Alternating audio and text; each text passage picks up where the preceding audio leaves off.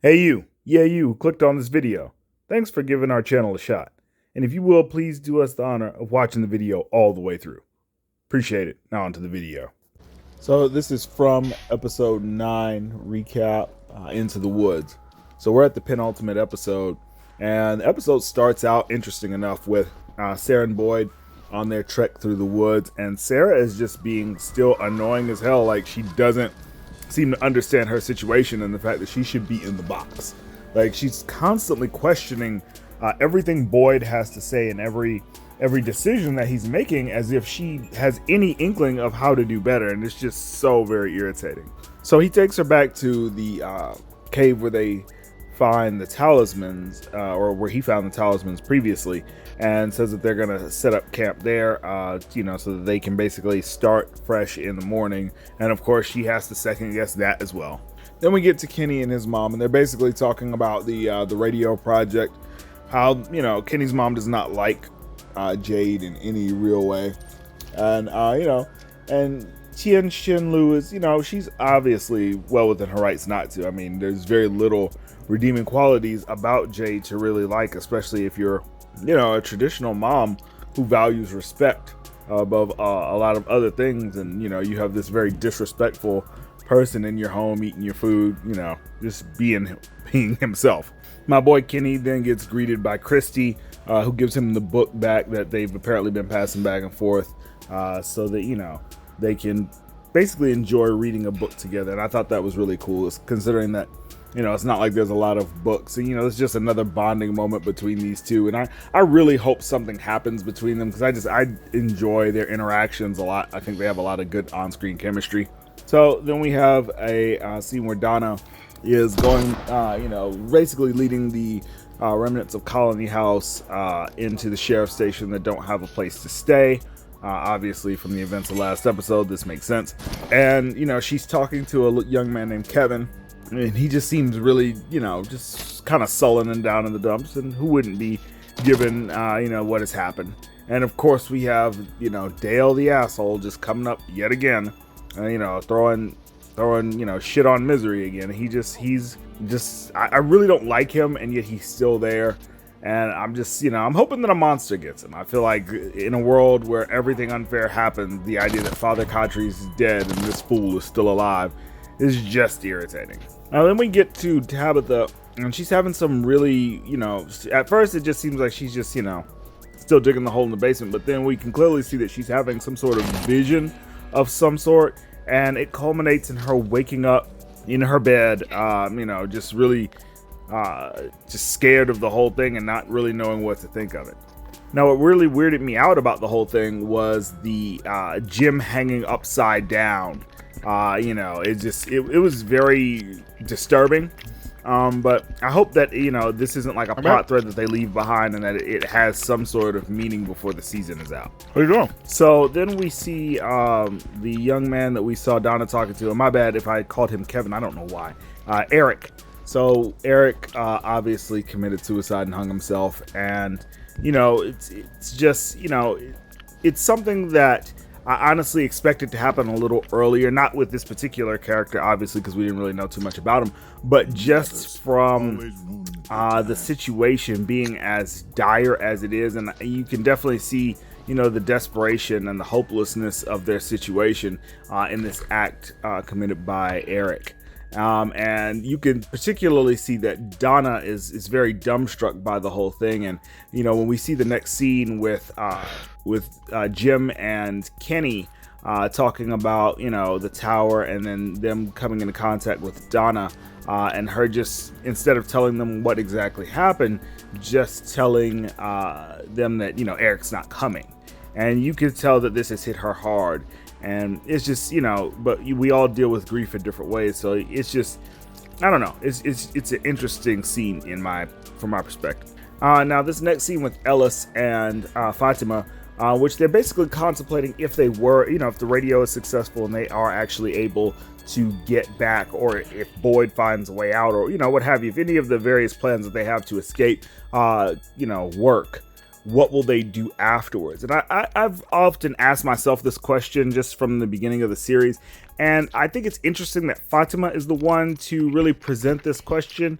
And I think that because a lot of the people did have lives on the other side of whatever this place is, that they, a lot of them would be looking to get back into their lives, not knowing really what's there to await them if they were to escape. But I think in Fatima's case, and we don't know this for sure, but my assumption is that she doesn't have a lot to go back to. And even though this place sucks and the situation is also terrible, I think that the sense of community and family and belonging that she feels in this place is far greater than what she had on the other side.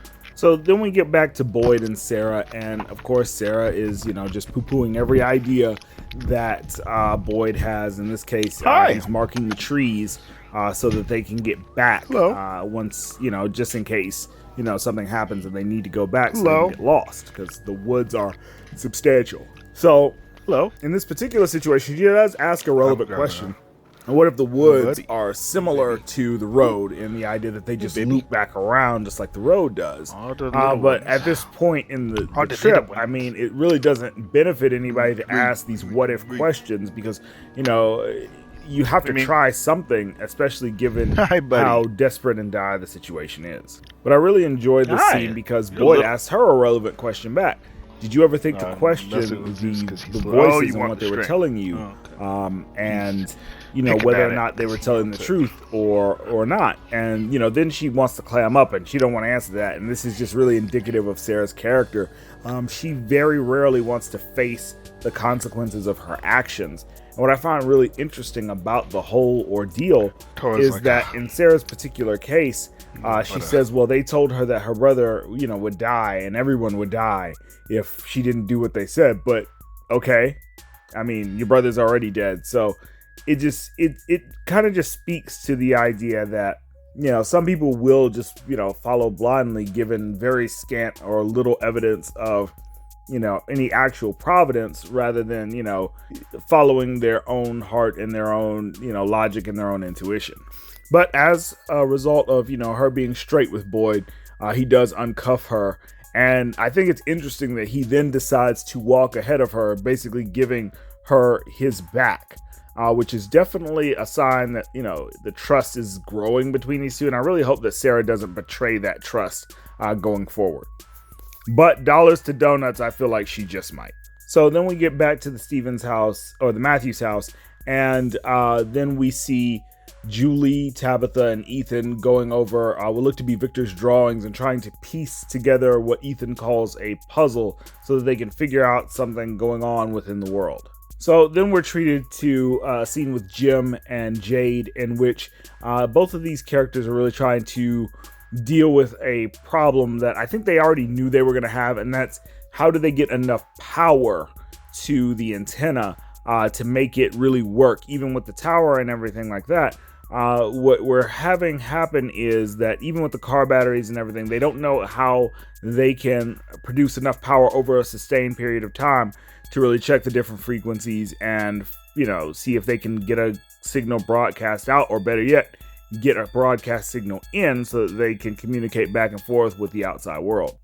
And Jade seems to be very fixated on the symbols in the diary and the symbol on the tree, and in which case he's looking for Victor of all people. So he's really trying to find Victor. And we know that Victor has a connection to this place and to the symbol and just to a lot of the things going on. So it does make sense.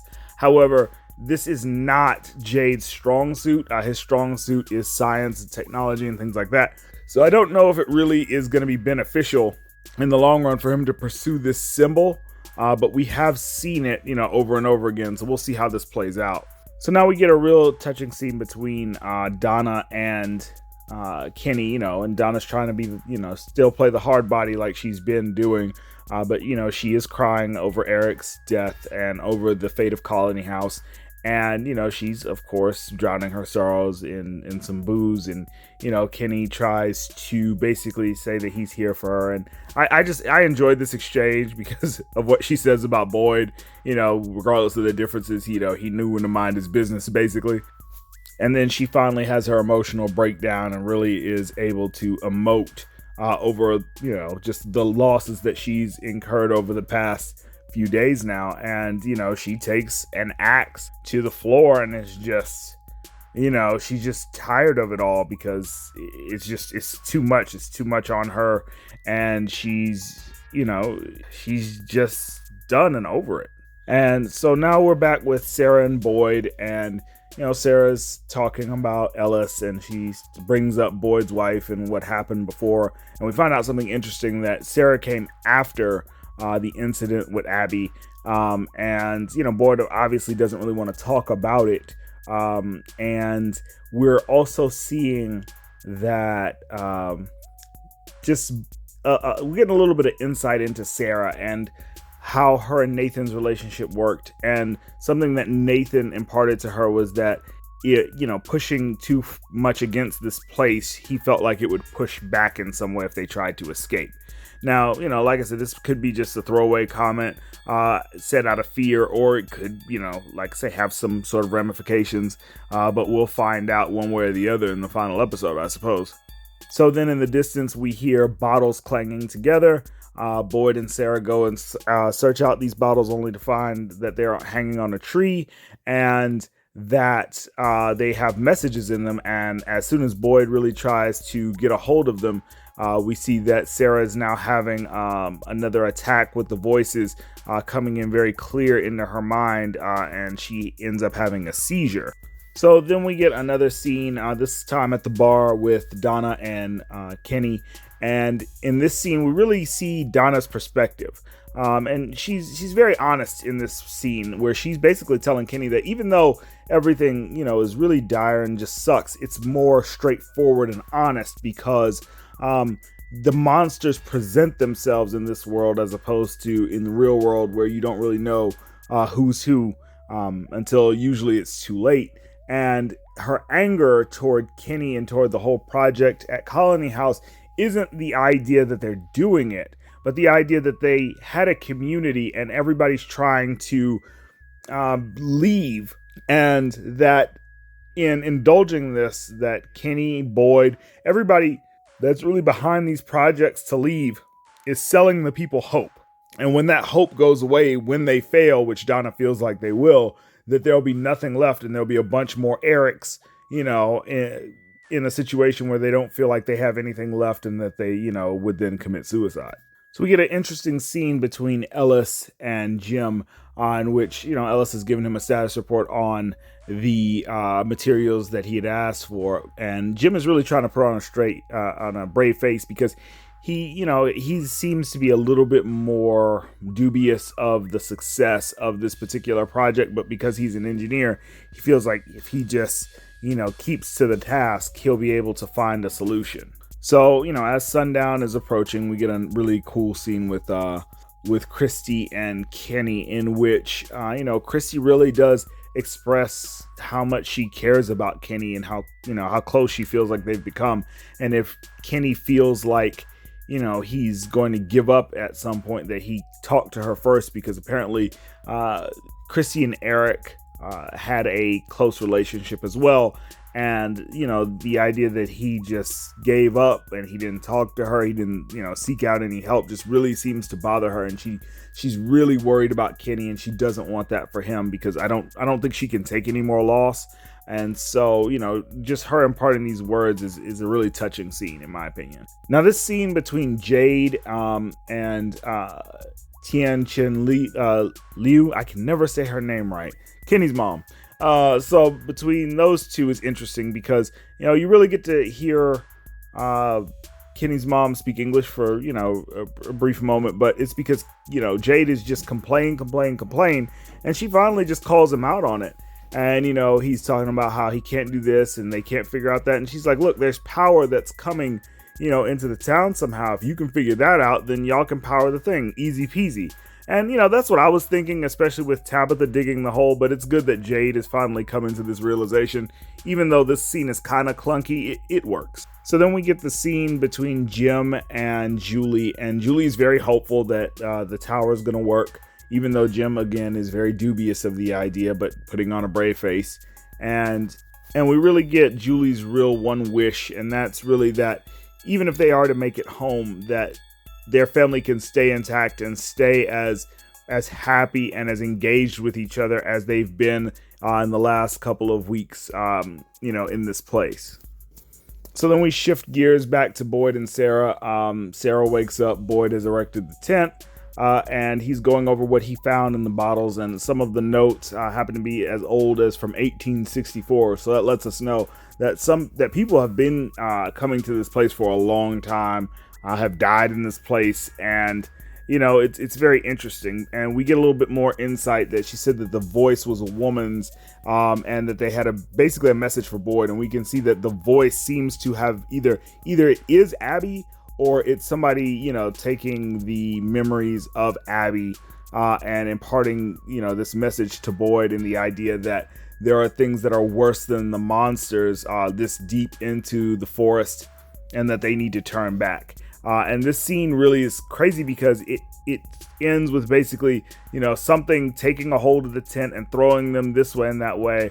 And then you hear a loud noise, you see lights, but you don't get to see what Boyd and Sarah are looking at. And that's really just the end of the episode. So I'm really looking forward to episode 10. A lot of, I don't know, I hear the theory of aliens floating around, and I don't really believe that. I think that if anything, maybe they're in some sort of experiment, or perhaps what they find here is, something where the people that have died are somehow able to send messages back. Or maybe even with Abby saying that they were in a dream and that she was waking them up by killing them, that might even be the case as well. Let me know what you guys think in the comment section below. That's going to do it for this recap. We'll see you on the next one. 8-Bit Heroes out. Peace.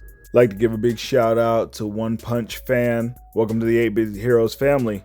Big shouts out to you. If you'd like to get a shout out on the channel, then hit that like button, maybe share it with a couple of friends, and do us the biggest honor of all, and subscribe to the channel so you can join the 8-Bit Heroes family. And while you're at it, hit that bell icon so you can be notified when our new videos come out.